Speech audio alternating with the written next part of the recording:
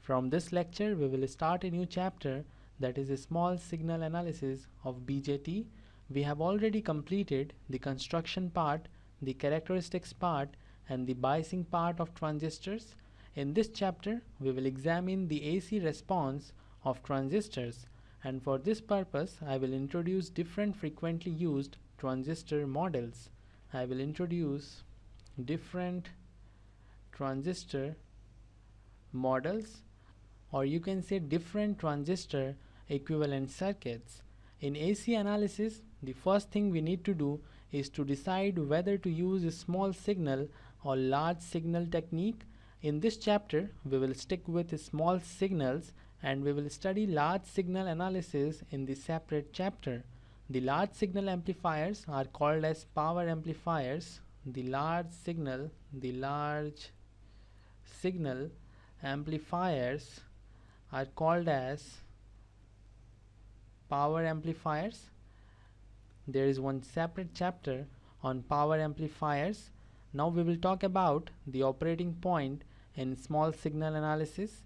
By using this small signal, we do not have to worry about the operating point, because if we use the large signal, the base current IB will also increase.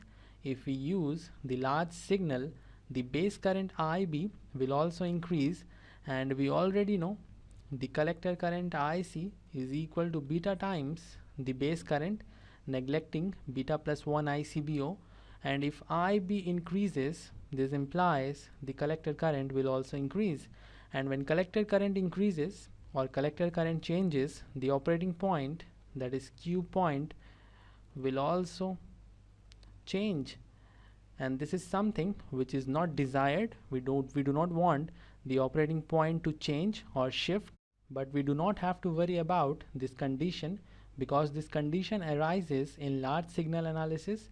In a small signal analysis, Vs is small and IB will not change much, and hence IC will also remain constant and the operating point will not shift. So we can define this small signal as the signal having magnitude sufficiently small to keep the transistor in active region. This is the definition of a small signal. I will repeat it again. This small signal is the signal having the magnitude sufficiently small to keep the transistor in active region. Now why we want to keep the transistor in active region?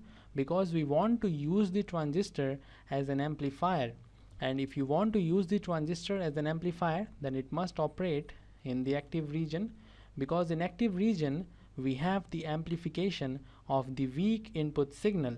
In active region, the collector base junction is reverse biased and the emitter base junction is forward biased. The last thing is the total response. The total response is equal to DC response plus the AC response, and we can definitely analyze the DC response and the AC response separately. We have already completed the DC response part of the transistor, and now we will complete the AC response. And for this, we must have clear idea about this circuit. This circuit is BJT amplifier circuit. BJT amplifier circuit. The portion of the circuit inside the rectangle is voltage divider bias. We have already completed voltage divider bias in the previous chapter. Actually, we have this whole circuit, but in DC analysis we only have to consider the portion of circuit inside the rectangle, because C1 and C2 will act as open circuit and the portion outside the rectangle will not be included in the DC analysis. But in case of AC analysis, we need to consider this portion and this portion of the circuit outside the rectangle, because all the capacitors will act as short circuit for the AC signal. I will explain why capacitors are acting as short circuit for the AC signal and they are acting as open circuit for the DC signal. Capacitors C1 and C2 are called as coupling capacitors. I will write this down. C1 and C2 are called as coupling capacitors, and capacitor C3 is called as bypass capacitor. Bypass pass capacitor. All the three capacitors C1, C2 and C3 have very high values of capacitance, and because of this they behave as short circuit for AC signals. And Xc, the reactance of capacitor, is equal to 1 by 2 pi Fc, where F is the frequency and C is the capacitance. If we consider the DC signal, the frequency is equal to 0, so reactance is equal to 1 by 0, which is equal to infinity. So all the three capacitors will act as open circuit, because open circuit is having the infinity resistance, and this is for DC signal. In case of AC signal, frequency is not equal to 0, and I have already told you the capacitance for all the three capacitors are very high, and because of this the expression of reactance will have some large value in the denominator, and Xc is nearly equal to 0. So for AC signal, the reactance offered by the three capacitors is nearly equal to 0. The reactance is the resistance offered by the capacitor or the inductor. Now I will explain why we call C1 and C2 coupling capacitors and why we call C3 as bypass capacitor. C1 and C2 are called as coupling capacitors because C1 is coupling the previous stage with this circuit and C2 is coupling the next stage with this circuit, and they are important because we do not want the DC voltage from this stage or from this stage to interfere with the DC biasing voltage, because this will change the operating point.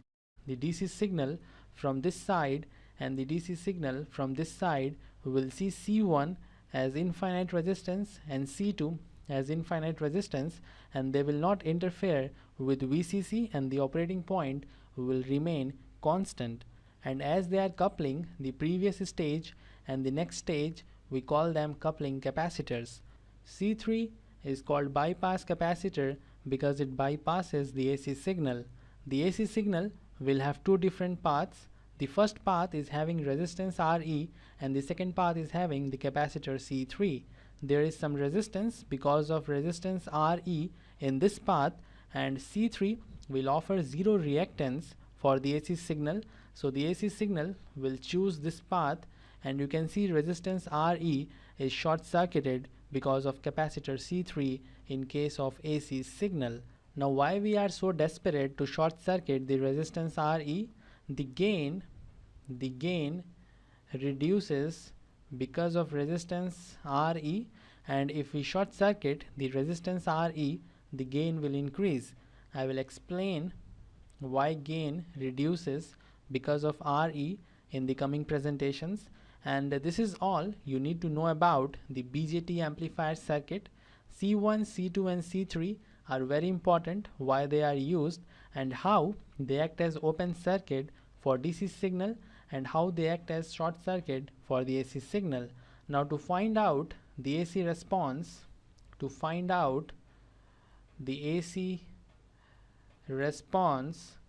we need to do two things. The first thing is to find out AC equivalent circuit.